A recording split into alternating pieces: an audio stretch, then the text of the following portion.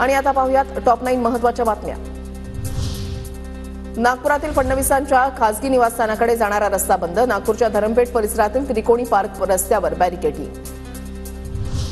मुख्यमंत्री देवेंद्र फडणवीस आज कोल्हापूर दौऱ्यावर। दर 12 वर्षांनी होणाऱ्या जैन समाजाच्या पंचकल्याण महोत्सवाला फडणवीस हजेरी लावणार।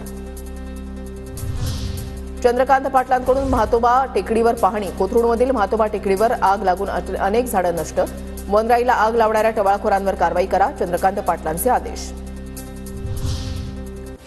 चंद्रपूर जिल्हा मध्यवर्ती सहकारी बँकेच्या पदभरतीमध्ये आरक्षण डावललं। आरक्षण डावलल्यानं ठिय्या आंदोलन। सुधीर मुनगंटीवारांनी घेतली आंदोलकांची भेट।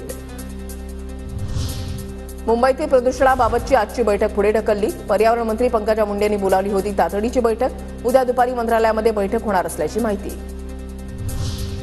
भारतामध्ये ह्युमन मेटानिमोचा पहिला रुग्ण आढळला। बंगळुरूमधील 8 महिन्याच्या चिमुकलीला ह्युमन मेटानिमोचा विषाणूची लागण।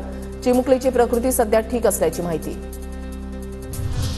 चीनमधल्या विषाणूच्या पार्श्वभूमीवर राज्यामधील आरोग्य विभाग अलर्टवर। सर्दी, खोकला आणि सारी रुग्णांचे सर्वेक्षण। रुग्णांचे सर्वेक्षण अहवाल आरोग्य विभागाला सादर करण्याच्या सूचना। राज्यामध्ये HMPVचा एकही रुग्ण नाही। आरोग्य विभागाकडून स्पष्टीकरण। सर्दी, खोकल्याच्या रुग्णांचं सर्वेक्षण। भारताचा स्मार्टफोन बाजार 2025 पर्यंत $50 अब्ज पर्यंत विस्तारला। काउंटर पॉइंट संस्थेचा अहवाल। तर भारतामध्ये स्मार्टफोनची सरासरी किंमत ₹25,700 होण्याची शक्यता।